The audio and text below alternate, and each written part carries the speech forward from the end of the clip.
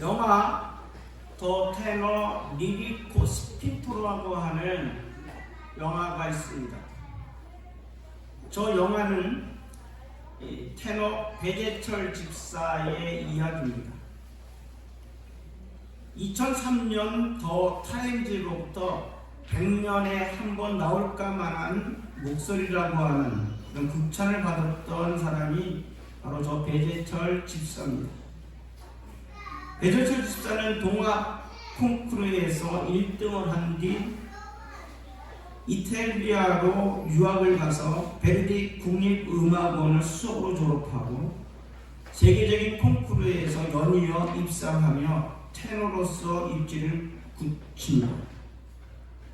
독일 자르부르겐의 주립극장에서는 주역 가수로 활동했고, 하지만 안타깝게도 2005년도에 갑상선 암 선고를 받게 됩니다. 암 수술은 성공적이었으나 수술 중에 그만 성대의 신경이 손상되어 오른쪽 성대가 마비가 됩니다. 그로 인해서 노래는 물론이고 목소리를 내는 것조차 어렵게 됩니다. 그는 목소리를 잃고 절망의 나날을 보내던 중 성대 재건 수술을 알게 되었고, 성대 재건 수술 전문가인 일본 의사를 만나서 수술을 하게 됩니다. 수술대 위에 누웠을 때에 배재철 집사는 어릴 때부터 교회에 다녔고 그 학교 찬양대에서 노래를 시작하였지만 오랫동안 찬양하지 못했던 자신을 발견하게 되고 회개합니다. 목소리의 주인을 잊어버리고 살았음을 알게 되었고, 자신의 목소리가 다시 회복되면 주를 위해서 찬양할 것이라고 다짐합니다. 그래서 성대 수술을 받던 중에 의사가 성대가 어느 정도 회복됐는지 상황을 보기 위해서 노래를 한번 해보라고 이야기를 합니다. 그때 성대 수술을 하고 제일 먼저 부른 찬송이 79자입니다. 주 하나님 지으신 모든 세계 내 마음속에 그리워볼 때 주님의 높고 위대하심을 내 영혼이 찬양하여. 성대를 회복하고 나서 처음 불렀던 것이 하나님 찬양이었습니다. 성대 재건 수술을 하면 원래의 목소리를 회복할 수 있으리라고 하는 희망을 품었지만 현실은 생각만큼 쉽지 않았습니다. 그렇지만 그는 몇 시간씩 재활에 몰두한 끝에 마침내 대중 앞으로 돌아왔습니다. 예전만큼 풍부한 성량과 폭발적인 고음을 구사할 수는 없었지만 큰 시련을 통하여 마음이 정해지는 공감과 감동의 노래를 부를 수 있게 되었습니다. 사람들은 그를 비운의 오페라 스타라고 하지만 정작 배재철 집사는 자신은 지금 행복합니다 라고 말합니다. 그래서 저가 인터뷰에서 이런 고백을 합니다. 고난이 유익이 되었습니다. 내 인생 최고의 전성기는 지금 이 순간입니다. 화려한 오페라 무대도 빛났지만 노래하고 간증하면서 많은 분들에게 희망을 전하는 지금의 삶이 더 빛납니다.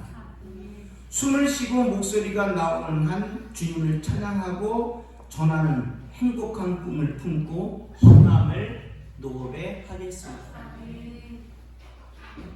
여러분들 100년에 한 번 나올까 말까한 하나님의 목소리를 가졌다라고 극찬받았던 테너 배재철. 그렇지만 갑상선 암으로 목소리를 잃어버렸지만 또 하나님의 기적적인 방법으로 회복된 목소리로 이제는 세상 노래 부르지 않고 하나님의 찬양을 부르겠다. 지금의 내 모습이 하나님 앞에 찬양하는 내 모습이 그 어떤 때보다 더 행복합니다. 희망입니다. 이것이 바로 예수 그리스도를 믿는 믿음의 사람들의 모습인 줄로 믿습니다. 본문 4절을 보면 그가 여호와의 능력과 그의 하나님 여호와의 이름의 위엄을 의지하고 서서 목축하니 라고 되어 있습니다. 본문은 미가서입니다.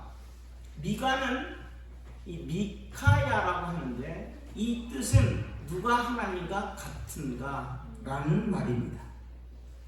미가 선지자는 북이스라엘이 멸망하는 과정과 남유다의 혼란을 지켜보면서 하나님의 통치가 이스라엘의 희망이라고 가르칩니다. 또한 이스라엘은 하나님의 통치에 어울리는 백성이 되어야 됩니다 라고 하는 것이 미가서의 예언의 말씀입니다. 목축하다라고 하는 말은 나아라고 합니다. 이 말은 다스리다, 사귀다라는 뜻입니다. 하나님은 우리를 통치하시며 우리와 사귀기를 원하십니다. 사랑하는 여러분들, 오늘 우리가 코로나 때문에 또는 기타 여러 가지 이유 때문에 힘들고 어렵습니다. 사실입니다. 그러나 하나님께서는 우리를 다스리시고 통치하시고 또 사귀기를 원하신다는 것을 믿으시길 바랍니다. 미국의 신학자이며 목회자인 토니 에반스는 하나님의 통치가 미국의 희망이다 이렇게 말합니다. 여러분들, 코로나 사망 1위가 미국입니다. 하지만 이 토니 에반스라고 하는 목회자는 이러한 상황 속에서도 하나님이 희망이다 라고 선포합니다. 오늘 우리의 희망은 하나님입니다. 하나님의 통치가 희망입니다. 사랑하는 여러분들, 힘들고 어렵습니다. 그러나 이 시국에 하나님의 통치가 이 땅에 온전히 선포되어서 절망과 아픔에 씨름하고 있는 우리들에게 다시 한번 용기의 복음이 선포되어지기를 바랍니다. 그렇다고 한다면 하나님의 통치를 어떻게 받아들여야 됩니까? 첫째는 아무리 힘들어도 낙심하지 말아야 됩니다. 제발 포기하지 않기를 바랍니다. 한강물에 순교하고 국회의원이 동시에 물에 빠졌습니다. 구조대원이 들어가서 이제 두 사람을 구조하려고 하는데 한 사람만 먼저 구조해야 됩니다. 많은 사람들이 지켜보면서 수녀를 구해줄 줄 알았는데 구조대원이 그만 국회의원을 구조해서 나옵니다. 한강 주변에 있었던 사람들이 안타까워하면서 구조대원들한테 막 따집니다. 어쩌자고 수녀를 안 구하고 국회의원을 구하냐고 막 따지니까 이 구조대원이 이렇게 말합니다. 국회의원을 놔두면 한강물이 오염되기가 그렇습니다. 오늘 여러분들, 우리가 위험한 지경에 빠졌을 때에 동시에 누군가 함께 위험에 빠졌을 때 누구를 먼저 건짐 받았으면 좋겠습니까? 저 사람입니까? 납니까? 어떻습니까? 둘 중 하나를 건져야 된다고 한다면 여러분들 목숨 내놓을 수 있겠습니까?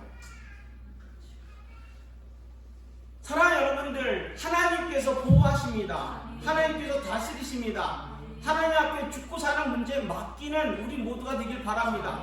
근데 안타까운 것은 실제 2019년도 통계청의 보고에 의하면은 우리나라 자살률은요 굉장히 심각합니다. 13,799명이 자살했습니다. 작년, 재작년. 그러니까 2020년 보고니까 19년도, 2021년 올해 또 보고가 나오면 2020년에 4명이 죽었는지 알겠죠? 하루 평균 38명이 자살합니다. 인구 10만 명을 기준으로 하면 26.9명이 자살한다는 겁니다. 오펙 선진국가 중에서 우리가 당당 1위입니다. 코로나 때문에 죽는 사람들도 있습니다. 하지만 코로나보다도 더 많은 사람들이 이런 모양 저런 모양으로 죽습니다. 이런 시국에 꼭 집어가지고 코로나로만 죽는 사람을 집중 보도하고 있기 때문에 우리 모두는 어디에 공포에 빠져 있는 겁니까? 코로나의 공포에 빠져 있습니다. 자살도 교통사고도 여러 가지 재해로 한 해에 많은 사람들이 죽어간다는 것을 봐야 됩니다. 특별히 사랑하는 여러분이 힘들고 어렵다 하여 우리의 목숨을 스스로 끊어버리는 어리석은 자들 되지 않기를 바랍니다. 미국의 필라델피아의 한 집에 라버트라고 하는 남편과 파울라라고 하는 아내가 살고 있었습니다. 그들은 처음에는 매우 부유한 가정이었습니다.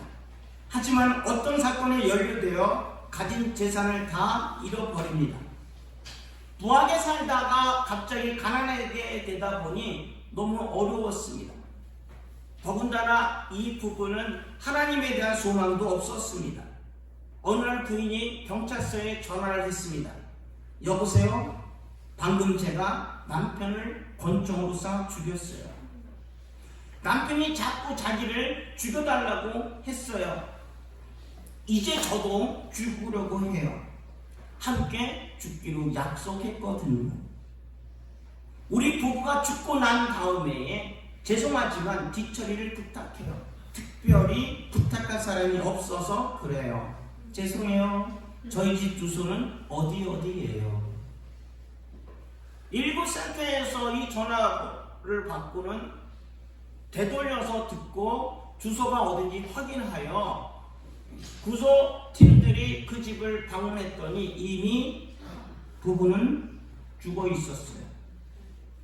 그 옆에 유서가 있는데 유서가 이렇게 써 있어요. 우리 부부는 미래에 대한 소망이 전혀 없습니다. 그러므로 우리는 죽습니다. 사랑하는 여러분들, 오늘 이 시대에 많은 사람들이 희망이 없어 죽기를 각오하는 많은 사람들이 있습니다. 몰트만은 희망의 신학이라고 하는 책에서 이렇게 말합니다. 신앙은 희망이다. 희망이 사라지면 낙심하고 좌절하고 포기한다. 몰트만의 희망의 신학은 2차 세계대전 끝나고 나서 많은 유럽인들이 고민합니다. 마치 바벨론 포로로 잡혀갔던 이스라엘 백성들이 드발강가에서 선택받은 백성들이 왜 이렇게 망하고 포로로 잡혀서 고난당하는가, 그것에 대해서 고민하듯이 유럽의 기독교인들이 고민합니다. 하나님을 잘 믿는 믿음의 백성들이 어찌하여 유럽이 전쟁의 포화로 무너지는가, 이것에 대해서 많은 사람들이 절망하고 고통스러워합니다. 그때에 몰트만이 희망의 신학을 얘기하면서 그럼에도 불구하고 신앙은 희망이다. 하나님은 희망이다. 만약에 폐허된 유럽에서 절망에 몸부림치면 여기서 끝장난다. 희망이 사라지면 끝장난다. 이것을 얘기합니다. 오늘도 마찬가지입니다. 코로나로 또는 기타 여러 가지 어려운 것 때문에 내 인생을 포기하면 끝장나는 겁니다. 그 현장 속에서 하나님의 통치를 받아들이길 바랍니다. 본문 2절을 보면 베들레헴 에브라다야 너는 유다 족속 중에 작을지라도 라고 되어 있습니다. 베들레헴은 예루살렘성 육반문에서 남쪽으로 약 9km 지점에 해발 770m쯤 되는 유다 광야의 시작 지점이 열리는 장소입니다. 해발 770m쯤 되기 때문에 산악지대입니다. 그래서 여러분들 있는 사이로 썰매를 타고 라고 할 때에 유대 지역, 바로 예루살렘 이런 지역에는요 눈발이 없어요. 그러나 베들레헴에는 눈발이 있어요. 그래서 눈과 관련된 찬송가라든가 또는 그 성탄 노래, 여기는 베들레헴을 가보면 실제 눈이 나옵니다. 고고학자들의 연구에 의하면 예루살렘 시대의 베들레헴의 인구는 300여 명, 30에서 40여 가구가 흩어져 살았다고 합니다. 베들레헴의 이름은 떡집이라고 합니다. 근데 이 떡집은 히브리어고 이 베들레헴의 이름 속에는 푸주간이라고 하는 뜻도 있습니다. 저건 아랍어입니다. 우리는 그동안에 떡집으로만 알았는데 이 푸주간도 꼭 알아볼 필요가 있습니다. 예루살렘 제사에 소요되는 가축들의 이 목축과 도축장이 있었던 곳이 바로 베들레헴으로 추정합니다. 9km쯤 되니까 예루살렘에서 많은 제사가 있지 않습니까? 짐승제사. 이곳을 조단을 해야 되는데 어디서 하느냐? 이 베들레헴이라는 뜻에서 푸주간, 이곳으로 볼 때에 예루살렘의 제사에 들어가는 그러한 가축들을 제공했던 장소로 추정합니다. 이곳은 작은 곳인데, 작은 곳이라고 하는, 작다라고 하는 말은 차이르라고 합니다. 근데 이 차이르라고 하는 말은 숫자가 적다라는 뜻보다도 비천하다, 무시되다 이런 뜻입니다. 따라서 베들레헴은 여러분들 유대 민족들은 이 목축과 관련된 사람들을 비천하게 생각합니다. 천하게 여겼습니다. 따라서 베들레헴은 그 당시에 비천하고 무시당했던 동네였음을 알 수 있습니다. 그래서 성경을 오랫동안에 연구했던 나다나엘도 빌립이 내가 예수님 만났다라고 했더니 뜬금없이 요한복음 1장 46절에 이렇게 말합니다. 나사렛에서 무슨 선한 것이 있겠느냐? 그 비천한 곳에서 쓸모없고 유대인들이 하나같이 손가락질하고 욕하는 그 동네에 무슨 선한 것이 있겠느냐라고 비아냥될 정도로 베들레헴은, 나사렛은 그 당시 유대인들한테 좋지 않은 인상을 주었습니다. 하지만 마태의 생각은 달랐습니다. 마태복음 2장 6절에 보면은 유대 땅 베들레헴아 너는 유대 고을 중에서 가장 작지 아니하도다. 내게서 한 다스리는 자가 나와서 내 백성 이스라엘의 목자가 되리라 라고 되어 있습니다. 목자가 되다라고 하는 말은 포이마이노라고 합니다. 이 말은 인도하다, 보호하다, 목축하다라고 하는 말과 거의 비슷합니다. 따라서 세상은 우리를 비천하고 무시하지만 하나님은 목자가 되셔서 우리를 인도하시고 보호하십니다.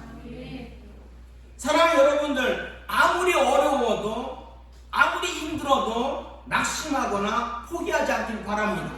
하나님은 우리의 목자시고 하나님은 우리를 다스리시고 보호하십니다. 스바냐 3장 15절에도 보면은 이스라엘 왕 여호와가 내 가운데 계시니 내가 다시는 화를 당할까 두려워하지 아니할 것이다 라고 되어 있습니다. 여호와 하나님께서 우리 가운데 계십니다. 따라서 힘들고 어렵다 할지라도 포기하지 마시고 하나님의 통치를 받아들이시고 끝까지 이 어려운 이 상황을 돌파할 수 있는 우리 모두가 되기를 주님의 이름으로 축복합니다. 두 번째로 하나님의 통치를 어떻게 받아들여야 됩니까? 하나님께 어울리는 남은 자가 되어야 됩니다. 킬키라고 하는 분이 쌍둥 수용소라고 하는 그 책을 썼습니다. 저건 영어인데 국문으로 내가 써놨는데 쌍둥 수용소를 쳐보면 나옵니다. 세계 2차 세계대전 당시에 쌍둥 반도에 있었던 일본 포로 수용소에 있었던 미국인들의 이야기입니다. 그들은 아주 조그만 방 속에 9명에서 11명이 수용되는 거의 질식할 정도로 아주 좁은 공간에서 삽니다. 이들은 선하고 교육을 많이 받았고 고상한 인격을 가진 사람들로 중국에서 기독교 선교에 힘썼던 분들입니다. 하지만 저들이 그룹이 되어 수용소에 수용되자 잠자리 때문에 날마다 티격태격 싸웁니다. 저들은 예수 그리스도의 십자가의 희생을 강조하던 사람이었지만 작은 공간 때문에 늘 싸웁니다. 또 한 번은 미국 적집사사에서 1500개의 음식 소포를 보내왔습니다. 일본인 간수들이 미국인들에게는 1과 2분의 1의 소포를 분배하고 미국인이 아닌 다른 포로들에게는 1개의 소포를 분배하겠다고 제안했습니다. 그러자 복음을 전했던 이 미국인들이 한결같이 이 결정에 분노합니다. 그리고 미국 적집사사에서 보낸 것이기 때문에 다른 나라 사람들에게 주어서는 안 되고 미국인들에게만 분배해야 된다고 주장하면서 미국인들에게 7과 2분의 1, 그러니까 8개씩 분배해야 된다고 주장합니다. 저들은 모두 다 경건한 그리스도인이었습니다. 하지만 사회적인 집단이 되었을 때는 전혀 다른 성격을 가진 사람들로 변하고 있다는 겁니다. 예배당에 있을 때는 우리는 다 선한 그리스도인으로 보입니다. 착한 사람으로 보입니다. 말씀에 순종하는 것처럼 보입니다. 그러나 저 바깥에서 우리의 상황이 돌변하면 또 집단으로 모여 있으면 착한 그리스도인의 이 모습이 사라지고 짐승으로 바뀌어진다라고 하는 것이 킬키가 쓴 산중 수용소의 이야기입니다. 여러분들은 어떻습니까? 본문 3절을 보면 그러므로 여인이 해산하기까지 그들을 붙여두시겠고 그의 형제 가운데에 남은 자가 이스라엘 자손에게로 돌아오리니 라고 되어 있습니다. 고난과 고통은 연단의 수단입니다. 따라서 어려운 가운데에서 낙심하지 말고 끝까지 훈련을 잘 받아 남은 자가 되어야 됩니다. 코로나 시국에 여러분들 믿음의 사람으로 끝까지 남으셔야 됩니다. 여인이 해산하기까지는 고난이 계속된다라고 하는 것을 의미합니다. 여러분들 우리가 애를 임신하면 금방 쑥 났죠? 그렇지 않습니다. 10달 동안에 임신의 기간이 있고 또 출산의 아픔이 있습니다. 그것을 통하여서 신생아를 맞이했을 때에 하나님이 주신 선물로 기뻐하게 됩니다. 어떤 결과물을 얻을 때까지는 여인이 해산하기까지 고난은 지속된다는 것을 우리가 깨달아야 됩니다. 남은 자라고 하는 말은 에테르라고 합니다. 이 말은 끈, 매달린 것이란 뜻입니다. 따라서 어떤 형편과 상황에서든지 하나님의 끈을 놓지 않고 끝까지 하나님 앞에 매달리면 하나님은 우리 인생을 책임져 주신다는 겁니다. 오늘 여러분들은 어떤 끈을 붙잡고 있습니까? 속된 말로 어떤 백을 붙잡고 있습니까? 사람의 백입니까? 돈의 백입니까? 하나님의 통치를 받아들인다라고 하는 것은 바로 하나님의 손을 붙잡고 놓지 않는다는 겁니다. 근데 문제는 어떤 모습으로 남을 것이냐 라는 겁니다. 세상은 분명히 교회를 멸시하고 배척합니다. 교회는 여전히 약하고 죄 많고 분열이 일어나는 공동체입니다. 여러분, 교회는 약합니다. 저 바깥에 있는 어떤 윤리 도덕적인 사람들과 비교해 볼 때 교회 사람들은 더 더러울 수도 있습니다. 죄 많은 공동체입니다. 양심 불량인 사람들이 더 많습니다. 그래서 이것저것 갖고 티격태격 싸우는 그런 곳입니다. 하지만 사랑하는 여러분들, 이러한 교회도 하나님의 통치가 임하면 예수님의 사랑으로 성취되는 장소가 교회입니다. 제일 많은 곳에 은혜가 있습니다. 우리가 연약하기 때문에 하나님 앞에 기도하는 겁니다. 하나님 나를 다스려 주소서. 사랑하는 여러분들, 마태복음 5장 39절에 보면 오른편 치거든 왼편도 돌려내라 이런 말씀하고 있어요. 그리고 마태복음 큐티할 때 잠깐 설명을 했지만 상대방의 오른뺨을 내리치려면요 어떤 손으로 내리쳐야 됩니까? 오른손입니까? 왼손입니까? 상대방의 오른뺨을 때리려면요 왼손으로 때려야 되는 거예요. 그래야지 상대방의 오른쪽 편을 때리는 겁니다. 권투 선수입니까? 왼손잡이 아니고서야 상대방의 오른뺨을 멋지게 가격한다는 건 쉽지 않습니다. 문제는 유대인들의 풍습에 있어서 왼손은 금기입니다. 왼손은 잘 사용하지 않습니다. 근데 오른palm으로 왼손으로 때렸다는 얘기는 뭡니까? 너는 인간도 아니라는 겁니다. 그러니까 오른뺨을 맞았다는 얘기는요 상대방으로부터 짐승 취급을 받았다는 얘기입니다.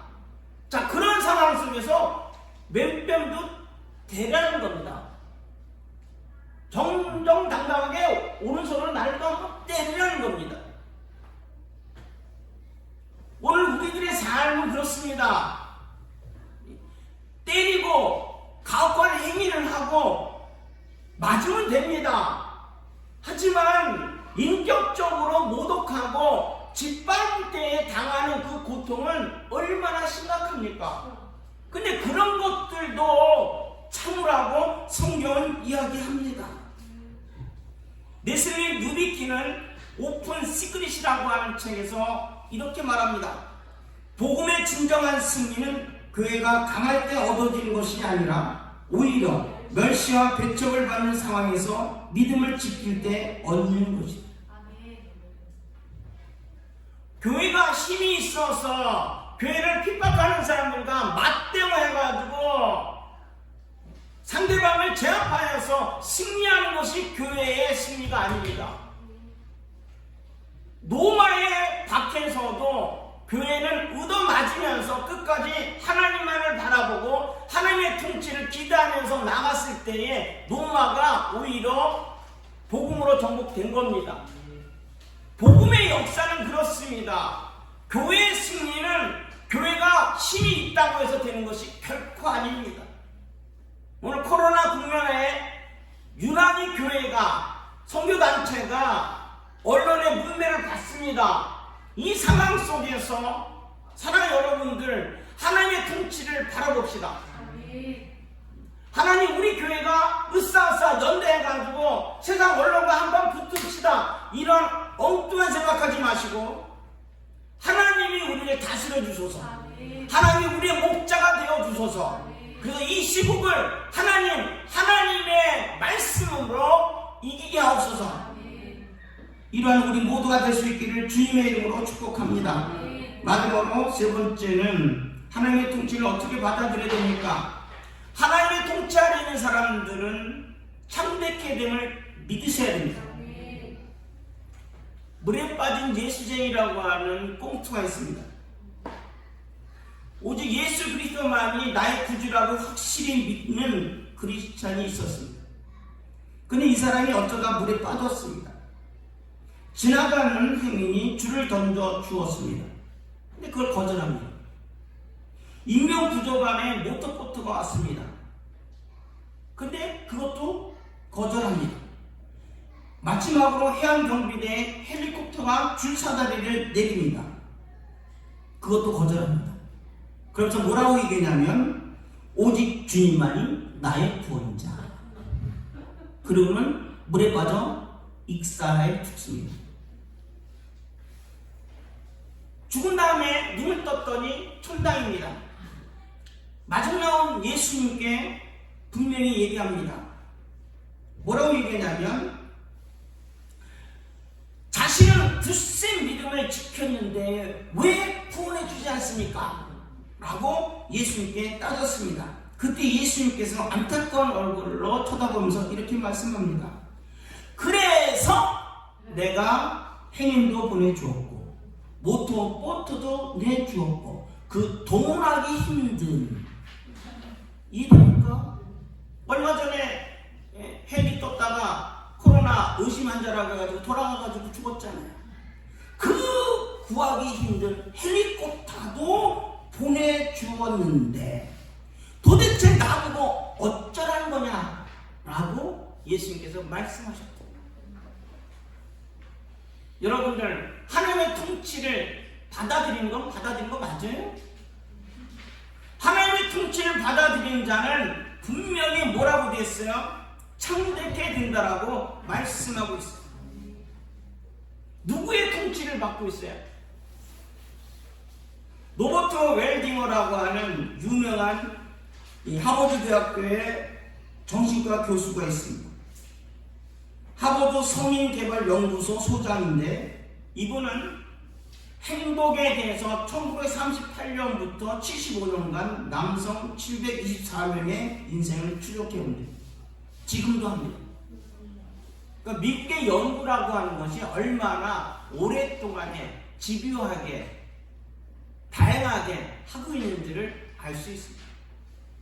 연구 결과입니다. 세 가지로 요약되는데, 첫째는 가족, 친구, 공동체와의 사회적 연결이 긴밀해질수록 더 행복하고 신체적으로 건강하고 또 더 오래 산다. 여러분들, 옆 사람하고 친밀하게 사십시오. 행복하게 사십시오. 가족의 식구들과 여러분의 친구들과 교회와 함께 친밀한 관계를 유지하시면 그게 장수의 복입니다. 두 번째는 친구가 아무리 많아도 또 안정적인 그런 관계를 맺어도 관계의 질이 더 중요하다는 겁니다. 100명의 친구가 있다 해서 행복하다는 것이 아니라 단 한 명이 있어도 그 친구랑 긴밀하게 자기의 모든 속사정을 같이 이야기하고 고민을 들어줄 수 있는 그 한 명의 친구가 있다면 행복하다는 겁니다. 여러분들 중에 정말 모든 고민을 털어놓을 수 있는 그 한 명의 친구라도 있다면 행복입니다. 있죠? 그 다음에 세 번째는 좋은 관계가 우리의 신체적인 건강뿐만 아니라 뇌도 보호해준다. 이 말은 뭐냐면 치매 안 걸린다는 겁니다. 사랑하는 여러분들, 좋은 관계를 맺길 바랍니다. 교회랑 좋은 관계 맺고 하나님과 좋은 통치 관계를 맺으셔야 됩니다. 하나님이 나를 지배하시네 우리는 순종하셔야 됩니다. 본문 4절을 보면 그가 여호와의 능력과 그의 하나님 여호와의 이름의 위엄을 의지하고 서서 목축하니 그들이 거주할 것이라. 이제 그가 창대하여 땅끝까지 미치리라 라고 되어 있습니다. 하나님의 통치 아래에 있는 사람들은 평안히 거주할 것이고 크게 창대할 것이라고 성경은 미가를 통해서 오늘 우리에게 말씀하고 있습니다. 거주하다라고 하는 말은 야샤브라고 합니다. 이 말은 남다, 자리 잡다 라는 뜻입니다. 따라서 하나님의 통치를 받아들이는 사람들, 어려운 환경 속에서도 북이스라엘이 망하고 남유다가 부패하여 휘청휘청하는 그 상황 속에서도 하나님의 통치를 받아들이는 남은 자들은 하나님께서 평안히 자리를 잡게 해주신다는 겁니다. 여러분들, 성경은 분명히 좋은 환경에서 하나님을 바라보라고 하지 않습니다. 어려운 상황, 북이스라엘은 망했습니다. 남유다는 휘청휘청 멸망 바로 직전입니다. 그 상황 속에서도 하나님의 통치를 받아들이면 북이스라엘은 망한 것은 어쩔 수 없지만 남유다는 다시 회복할 수 있다는 겁니다. 이전 것은 지나갔습니다. 여러분들이 알고 있는 일가 친척 중에서 코로나 때문에 또는 어떤 것 때문에 죽고 고통당하는 사람들이 있을 겁니다. 지나간 겁니다. 그러나 하나님의 통치를 받아들이면 오늘부터 이제부터 하나님이 나를 보호하시고 다스리고 지키신다는 겁니다. 이걸 믿으셔야 됩니다. 하지만 여러분들, 하나님의 통치를 거부하면 가인처럼 유리하는 자가 됩니다. 미비하다는 건 뭡니까? 떠돌아다닌다는 겁니다. 정착하지 못하고 방황한다는 겁니다. 하나님의 통치를 여러분들 받아들이셔야 됩니다. 또한 하나님의 통치를 받아들이는 사람은 창대하여 땅까지 미치리라 라고 되어 있습니다. 창대하다라는 말은 가달이라고 합니다. 이 말은 함께 묻다, 높아지다 이런 뜻입니다. 자, 따라서 하나님의 통치를 받아들이는 사람은 어떻게 된다? 하나님께서 끝까지 높여주신다는 겁니다. 세상은 우리를요 여러 가지 모양으로 이용하고 그래서 우리를요 짓밟아서 성공하려고 합니다. 하지만 하나님의 통치를 받아들이는 사람, 이 시국에 이 상황에서 다른 거 의지하지 않고 하나님의 끈을 붙잡고 나가는 사람, 그 사람에게는 하나님께서 끝까지 책임져 주시겠다는 거예요. 오늘 사랑 여러분들, 누구의 통치에 여러분들이 맡깁니까? 돈의 통치를 받습니까? 사람의 통치를 받습니까? 하나님의 통치를 받으셔야 됩니다. 하나님이 우리의 주권자이십니다. 하나님이 우리를 다스리십니다. 그 믿음으로 오늘 조금 어려워도 포기하지 맙시다. 여러분, 하나님이 우리와 함께 하시면은 분명히 이 어려운 시국에서 우리는 남은 자 되어 하나님의 영광의 도구로 쓰임받을 수 있습니다. 하나님이 끝까지 우리를 높이신다라고 하는 그 믿음으로 이 어려운 시국을 잘 돌파할 수 있기를 주님의 이름으로 축복합니다.